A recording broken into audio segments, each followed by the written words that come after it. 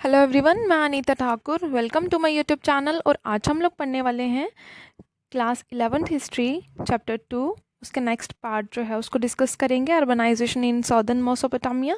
ठीक है, तो हम लोग पढ़ेंगे टेम्पल्स और किंग्स का ओरिजिनेशन कैसे और किस तरह से उन्होंने एमर्ज किया।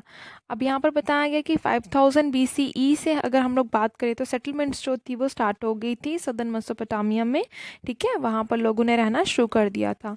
अब ये जो अर्लीस्ट सिटीज़ थी वहाँ पर कुछ जगह पर सेटलमेंट्स जो थी वो हो रही थी, और बहुत सारी अलग अलग काइंड्स थी जिनके अकॉर्डिंगली इनको डिस्टिंग्विश करा गया, इनको पहचाना गया। या फिर हम लोग बोल सकते हैं कि वो कौन कौन से तरह के मतलब वेज थे जिनसे हम इनको पहचान सकते थे। अब यहाँ पर बताया गया टेम्पल्स के सराउंडिंग में, मतलब टेम्पल्स के जो इर्द गिर्द सेटलमेंट जो थी वो स्टार्ट हो गई, निर्माण होना शुरू हो गया। तो उसके बाद यहाँ पर बताया गया सबसे पहले ये जो लोग थे उन्होंने ना ट्रेड सेंटर बना दिया उस एरिया को, मतलब उस सिटी को एक ट्रेड सेंटर में कन्वर्ट कर दिया। मतलब जितना भी ट्रेड था वो वहाँ से होना शुरू हो गया। उसके बाद दूसरा वहाँ पर दूसरी काइंड कौन सी आती है, इम्पीरियल सिटीज़। मतलब वहाँ पर किसी एम्पायर का कंट्रोल हो गया जिसने वहाँ पर कॉलोनीज लगाई, सेटलमेंट करी और आफ्टर दैट वहाँ के रिसोर्सेज को यूज़ किया।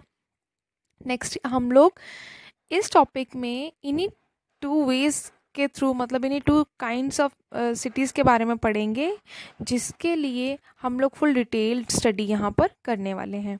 अर्ली सेटलर्स जो थे वो उनका ओरिजिन जो था वो टोटली अननाउन था, कोई भी जानता नहीं था कि उन्होंने किस तरह से मतलब स्टार्ट किया, सबसे पहले कौन मतलब सेटल हुआ, आफ्टर दैट ये सब स्टार्ट हुआ। लेकिन एक चीज़ थी, रीबिल्डिंग टेम्पल्स की जो हो रही थी, टेम्पल मतलब मंदिरों का जो निर्माण हो रहा था, पुनर्निर्माण जिसको कहा जाता है, वो एक पर्टिकुलर सेलेक्टेड स्पॉट पे किया जा रहा था जो कि विलेज से बिलोंग करता था। ठीक है, एक विलेज में ही हुआ करता था। ये जो अर्लीस्ट अनाउन टेम्पल थे वो बहुत ही छोटे छोटे श्राइन मेड अनबेक्ड ब्रिक्स थी, छोटी छोटी ब्रिक्स से उनको बनाया जाता। टेम्पल्स जो थे वो रेजिडेंट्स होते थे अलग अलग तरह के भगवान के, मतलब गॉड्स के रेजिडेंट्स होते थे, भगवान वहाँ पे रहते थे मतलब कहा जाता है। और उसके बाद यहाँ पर जैसे बताया भगवान मतलब हो गए जैसे चंद्रदेव, ठीक है, जिसको और साथ में कहा गया, या फिर इना जो कि गॉडेसेस हैं किसकी, लव और वॉर की गॉडेसेस हैं। ठीक है, अब ये जो मंदिर थे मतलब टेम्पल्स थे, उनको कंस्ट्रक्ट किया जाता ब्रिक्स से। टेम्पल जो थे वो टाइम के अकॉर्डिंगली उनको लार्जर किया जाता, मतलब बढ़ाया जाता है, जैसे जैसे मतलब स्ट्रेंथ बढ़ती जाती है उन श्रद्धालुओं की, उसी के अकॉर्डिंगली टेम्पल की भी मतलब उसको रीबिल्ड करा जाता। पहले कुछ रूम हुआ करते थे, देन उसके बाद उसको एक्सपैंड किया जाता, ओपन कोर्टयार्ड होता, मतलब एक प्रॉपर आंगन होता। उसके बाद ये जो अर्ली अर्ली वन थे वो ना मतलब ऑर्डिनरी हाउसेस के जैसे मतलब सिमिलर नहीं थे। क्यों नहीं सिमिलर थे, अब टेम्पल देखो एक भगवान का घर होता है, वहाँ पर पूरी तरह से हर एक चीज़ को शुद्ध तरीके से यूज़ किया जाता है।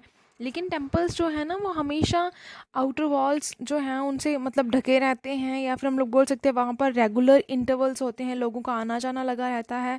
लेकिन ऐसा ऑर्डिनरी बिल्डिंग्स जो होती हैं वहाँ पर देखने को नहीं मिलता है।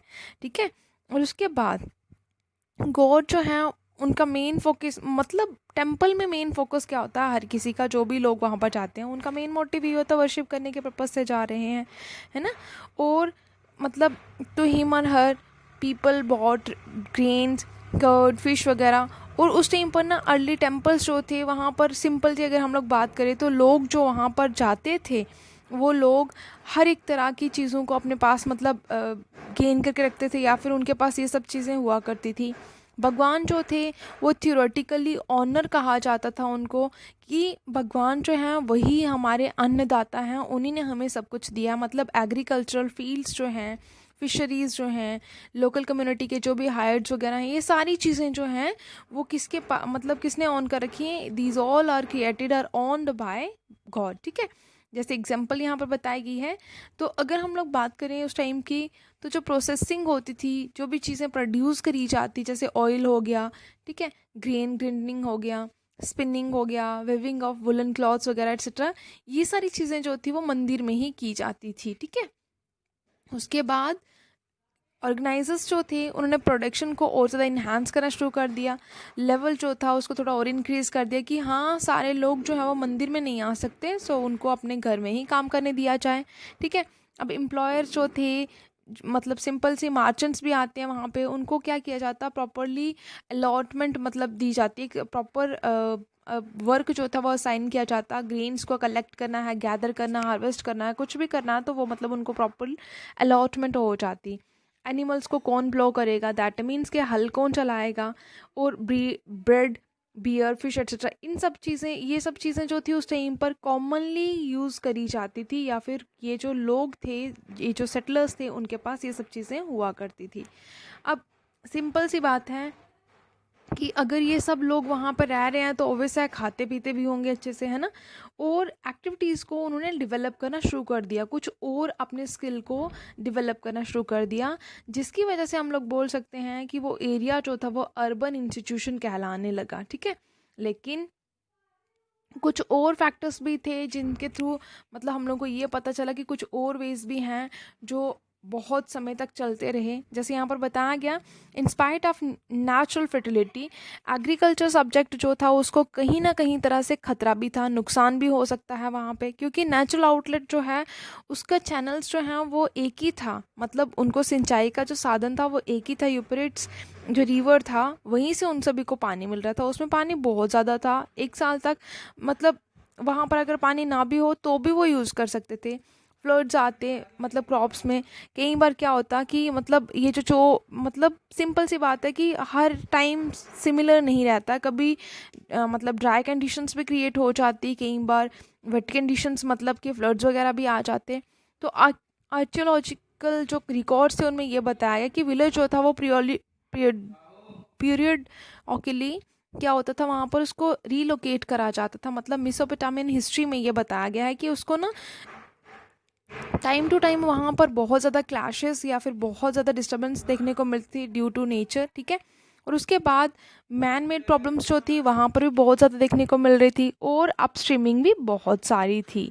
अब यहाँ पर बताया गया जो लोग थे वहाँ के फार्मर्स वगैरह, वो क्या करते, उस रिवर से पानी की कैनाल्स मतलब एक प्रॉपर चैनल के द्वारा वो पानी को डाइवर्ट करके अपने फील्ड्स तक लाते थे, जो कि विलेजेस में डाउन स्ट्रीमिंग में थे, जहाँ पर पानी ऐसे नहीं आ सकता था। अब वहाँ पर क्या हो गया, या फिर वो क्या करते, they could neglect to clean out the स्टिल from the stretch of the canal channel, sorry. यहाँ पर क्या बताया गया कि वो प्रॉपरली ना, कई बार क्या होता है कि वो प्रॉपर वे में उसको क्लीन ही नहीं कर पाते थे, जो स्टिल होती थी, जो एरियाज होते थे वहाँ के। और वो मतलब जैसे अगर उन्हें नालियाँ वगैरह बनाई, सॉरी जो भी उन्होंने मतलब नहरें वगैरह बनाई या कुछ भी बना के वो पानी तक लेके गए अपने एरियाज़ तक, तो कई बार क्या हो जाता कि अगर वो ब्लॉकेज हो जाती उनकी लेन या स्ट्रीट जो कुछ भी था वो, तो अगर वो मतलब ब्लॉक हो जाती तो ऑब्वियसली अगर वो ब्लॉकिंग होगी तो पानी तो है ऊपर से ही बहेगा ना, तो जब पानी ऊपर से बहेगा तो ऑब्वियस है कि सॉइल भी रोड होगी, दैट ऑल ये सब चीज़ें देखने को मिल सकती हैं। तो इसलिए जो अर्ली मेसोपोटामियन कंट्री साइड था मतलब विलेजेस थे, उन्होंने क्या करना शुरू कर दिया, वो ना हमेशा ज़मीन और पानी को लेके उनके बीच में रिपीटेडली मतलब कन्फ्लिक्ट्स जो थे वो देखने को मिलते थे। कहने का ये मतलब है कि वहाँ पर क्लैशेस जो थे वो रिपीट होते रहते थे on the basis of land and water. I hope it's enough for today. Thanks for listening and stay blessed always.